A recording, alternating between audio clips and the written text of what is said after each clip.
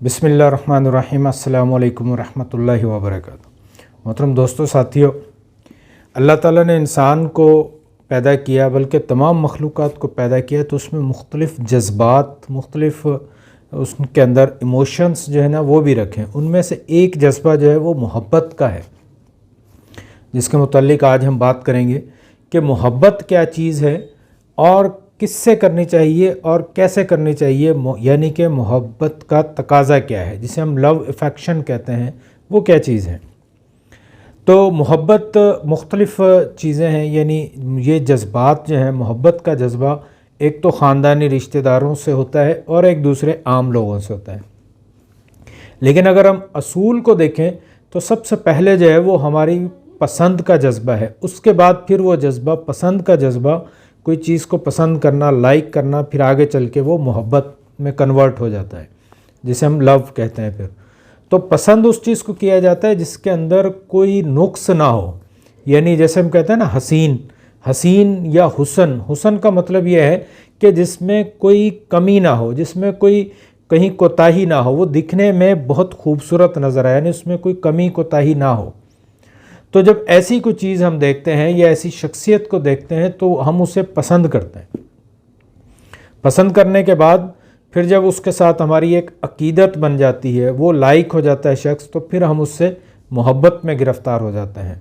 ऐसे ही जो हमारे रिश्तेदार हैं उनके साथ भी हमारा जज्बा इसी तरह से होता है कि हम उन्हें देखते हैं, वो हमारे करीब रहते हैं, हम उन्हें पसंद करते हैं और फिर आखिर जो है वो पसंद के साथ साथ फिर आगे वो मोहब्बत में कन्वर्ट हो जाता है, यानी वालिदैन की मोहब्बत है, बच्चों की मोहब्बत है, या हमारे इर्द गिर्द के माहौल की मोहब्बत है। तो अब अगर किसी शख्स से मोहब्बत की जाए तो किस से की जाए, यानी उसके अंदर कौन सी खसूसियात होनी चाहिए जिससे जो है वो मोहब्बत की जाए। तो मैं जो समझता हूँ कि मोहब्बत जिससे की जाए तो उसमें ये 4 पैरामीटर्स जो मेरे नज़दीक हैं, 4 खसूसियात होनी चाहिए। नंबर 1 तो जो महबूब जो है वो हैंडसम होना चाहिए, यानी खूबसूरत होना चाहिए, जिस्मानी तौर पर भी उसके अंदर कोई कमी कोताही ना हो। तो ऐसे शख्स के साथ जो है वो मोहब्बत करनी चाहिए। सेकंड नंबर पे उसका करैक्टर होना चाहिए, ऐसा करैक्टर हो, ऐसा वो उसकी शख्सियत हो कि वो लोग उसको मिलना पसंद करें, यानी उसके अंदर कोई झूठ, बेईमानी, धोखा, इस किस्म की चीज़ें ना होनी चाहिए, नहीं होनी चाहिए। यानी वो फ्री और फेयर डीलिंग करने वाला शख्स होना चाहिए, वो लोगों के साथ अच्छे ताल्लुकात उसके हों, लोगों की उसके बारे में अच्छी राय हो, इवन के जो दुश्मन हैं वो भी उसको जो है वो पसंद करते हों, उसकी एट्रीब्यूट्स, उसकी सिफ़ात की वजह से। उसमें जैसे सादिक, अमीन, यानी झूठ नहीं बोलता, सच बोलने वाला शख्स हो, धोखा नहीं देता।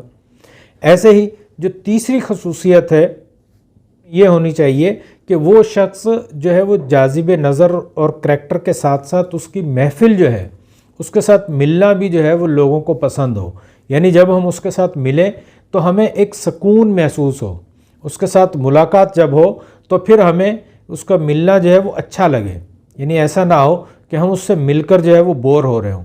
तो ऐसी कोई जो शख्सियत हो जिससे मुलाकात करना, जिससे मिलना अच्छा हो, तो उस शख्स से मोहब्बत की जा सकती है। और चौथा ही जो पॉइंट है वो ये है कि उसके पास देने के लिए हो, यानी वो लेने वाला ना हो, देने वाला हो, यानी वो आपको दे, जैसे तोहफे देने वाला शख्स हो। लोगों के साथ जो है वो, जैसे नबी सल्लल्लाहु अलैहि वसल्लम का फरमान है कि मुस्कुराना भी एक सदका है, किसी को देख कर मुस्कुरा देना। तो यानी इस तरह से कुछ ना कुछ देने वाला हो, लाजमी नहीं है कि पैसे ही, लेकिन अच्छी फीलिंग्स, अच्छा रवैया, अच्छा अखलाक, अच्छा किरदार, अच्छे तरीके से मिलना। तो जिसमें ये 4 चीज़ें हों वो शख्सियत है जिससे मोहब्बत की जा सकती है। तो मैं जिस तरफ आना चाह रहा था, जो असल मेरा मौजू था, वो ये कि ऐसी शख्सियत कौन सी है जिसके साथ जो है वो सबसे ज़्यादा मोहब्बत की जा सकती है। तो ऐसी शख्सियत अगर हम तारीख़ पे, अपने इर्द गिर्द माहौल पे नज़र दौड़ाएँ, अपने रिश्तेदारों पे, दोस्तों पे, इवन अपने आप पर भी, तो हमें एक ही शख्सियत ऐसी नज़र आती है जो कि इन 4 पॉइंट्स पर पूरे उतरती है। वो शख्सियत है मोहम्मद सल्लल्लाहु अलैहि वसल्लम। हम देखते हैं कि आप सल्लल्लाहु अलैहि वसल्लम ना सिर्फ खूबसूरत थे, بلکہ انتہائی خوبصورت تھے، وہ جاذب نظر بھی تھے۔ احادیث میں آتا ہے کہ صحابہ کرام کہتے ہیں کہ ہم چاند کو 14ویں کے چاند کو دیکھتے اور محمد صلی اللہ علیہ وسلم کو دیکھتے اور پھر سوچتے کہ ان میں سے کون زیادہ خوبصورت ہے، یعنی نبی صلی اللہ علیہ وسلم چاند سے بھی زیادہ خوبصورت ہیں۔ آپ صلی اللہ علیہ وسلم کے کریکٹر کے حوالے سے دیکھیں تو آپ دنیا کی وہ واحد شخصیت ہیں جس پر 1500 سال میں سب سے زیادہ لکھا گیا، یعنی دوست، ان کے حامی، ان کے ماننے والے بھی اور ان کے دشمن، ان کا انکار کرنے والے بھی اسی کے بارے میں لکھ رہے ہیں، لیکن آج تک کسی شخص نے آپ کے کریکٹر کے بارے میں کوئی بات نہیں کی۔ بلکہ آپ یہ دیکھیں کہ نبی صلی اللہ علیہ وسلم کے جو جانی دشمن تھے، جو مشرکین مکہ تھے، جو کفار مکہ تھے، وہ بھی آپ کو صادق اور امین سمجھتے تھے، یعنی یہ صادق اور امین کا لقب جو ہے یہ انہوں نے مشرکین مکہ نے، جو آپ کے دشمن تھے، انہوں نے دیا تھا۔ تو تاریخ میں ایسے بہت سارے واقعے ملتے ہیں، اس پر ہم ڈیٹیل سے پھر کبھی بات کریں گے۔ تو آپ صلی اللہ علیہ وسلم کا کریکٹر ایسا ہے کہ آج تک یعنی شدید ترین دشمنی کے باوجود ان پر کوئی بہتان نہیں لگایا جا سکا۔ اس کے بعد آپ کی ملاقات کو دیکھیں تو دور دور سے لوگ جو ہے وہ آ کر آپ کی محفل میں بیٹھتے۔ صحابہ کرام کہتے ہیں کہ آپ صلی اللہ علیہ وسلم جب خطبہ دے رہے ہوتے، جب بات کر رہے ہوتے تو ہم اس طرح سے بیٹھتے کہ ہمارے سروں پر پرندے آ کر بیٹھتے اور پھر وہ اڑ جاتے، یعنی پرندوں کو بھی جو ہے وہ بیٹھنے میں وہ یہ سمجھتے کہ یہ کوئی بت یا کوئی ساکن چیز ہے، یعنی اس توجہ کے ساتھ لوگ بات سنتے، آپ کی بات کو سنتے، سمجھتے، آپ کے ساتھ ملنا پسند کرتے تھے۔ اور گفٹ کے حوالے سے دیکھیں تو آپ صلی اللہ علیہ وسلم رحمت للعالمین، یعنی یتیموں کے لیے، عورتوں کے لیے، بچوں کے لیے، بڑوں کے لیے، مسلمانوں کے لیے، کافروں کے لیے، ہر ایک شخص کے لیے، چاہے اس نے محمد صلی اللہ علیہ وسلم کا کلمہ پڑھا یا نہیں، آپ کو مانا یا نہیں مانا، لیکن پھر بھی جو ہے وہ آپ ان کے لیے رحمت ہی ثابت ہوئے۔ بلکہ ایک حدیث میں تو آتا ہے، نبی صلی اللہ علیہ وسلم فرماتے ہیں کہ اللہ تعالیٰ نے ہر نبی کو ایک تحفہ دیا، ایک دعا کا جو ہے وہ چانس دیا ہے جو یقیناً قبول کی جائے گی۔ تو مجھے بھی وہ دعا کے لیے کہا گیا، مجھے بھی وہ موقع دیا گیا، تو میں نے وہ دعا قیامت کے لیے رکھی کہ قیامت والے دن جب میری امت مشکلات میں ہوگی تو میں ان کے لیے دعا مانگ کے انہیں جنت میں لے جاؤں گا۔ تو یعنی ہر وقت نبی صلی اللہ علیہ وسلم لوگوں کو دینے کے لیے تیار رہتے ہیں۔ احادیث میں آتا ہے کہ آپ صلی اللہ علیہ وسلم کوئی شخص بھی آپ کے در سے جو ہے وہ خالی واپس نہیں جاتا تھا، یعنی آپ کی اگر ہم آمدنی کا حساب لگائیں تو بے شمار آمدنی، لیکن وہ ساری کی ساری لوگوں میں تقسیم کر دی جاتی تھی۔ تو ان چاروں پوائنٹس پر ایک ہی شخصیت پوری اترتی ہے، بلکہ موسٹ انفلوئنشل شخصیت جو ہے، پرسنالٹی جو ہے، وہ بھی محمد صلی اللہ علیہ وسلم کی ہے۔ تو اس لیے یہ تقاضا ہے، انسانیت کا تقاضا ہے، اشرف المخلوقات کو چاہیے کہ وہ صرف محمد صلی اللہ علیہ وسلم سے محبت کریں، اور اتنی محبت کریں کہ انسان اپنے آپ سے بھی زیادہ ان سے محبت کرے۔ اور یہی ایمان کا بھی تقاضا ہے، یعنی یہ محبت صرف مسلمانوں کے لیے نہیں، دوسرے لوگ بھی اگر اس کو سوچیں گے، سیرت النبی کو پڑھیں گے، محمد صلی اللہ علیہ وسلم کے بارے میں اسٹڈی کریں گے، تو وہ بھی یہ دیکھیں گے کہ یہی وہ شخصیت ہے جس پہ سب لوگوں کو چاہیے کہ ان سے محبت کریں۔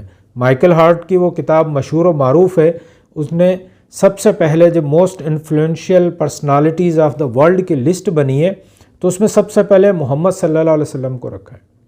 وہ اسی لیے کہ آپ ہی وہ شخصیت ہیں جو کہ سب سے زیادہ چاہے جانے کے قابل ہیں، ایون کہ انسان کی اپنی ذات سے بھی زیادہ۔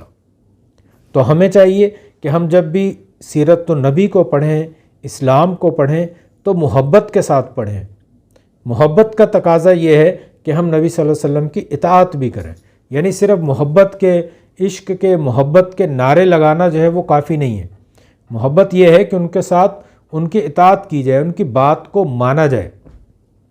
وہ ایک مشہور مثال ہے کہ بچہ باپ کو کہتا ہے کہ مجھے تم سے بہت محبت ہے، لیکن جب باپ کہے کہ مجھے پانی پلاؤ تو بیٹا کہے کہ نہیں، یہ مجھ سے نہیں ہوتا، لیکن محبت مجھے بہت ہے۔ تو ایسی محبت جو ہے وہ نہیں چاہیے۔ محبت یہ ہے کہ اطیع اللہ و اطیع الرسول، کہ اللہ کی اور نبی کی اطاعت کی جائے۔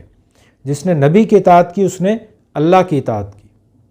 تو ہمیں چاہیے کہ ہم محمد صلی اللہ علیہ وسلم کی محبت جو ہے وہ اس طرح سے کریں کہ آپ کی اطاعت کی جائے، یعنی محبت کا تقاضا یہ ہے کہ محمد صلی اللہ علیہ وسلم کی محبت کا تقاضا کیا ہے کہ ہم ان کی اطاعت کریں، ان کی بات کو مانیں، ان کے فرامین پر عمل کریں۔ تبھی جو ہے وہ یہ ہماری عملی محبت کا ثبوت ہوگا۔ اللہ تعالیٰ سے دعا ہے کہ اللہ تعالیٰ ہمیں اپنے نبی محمد صلی اللہ علیہ وسلم سے محبت کرنے کی اور ان کی اطاعت کرنے کی توفیق عطا فرمائے۔ وآخر دعوانا الحمدللہ رب العالمین۔ السلام علیکم ورحمۃ اللہ وبرکاتہ۔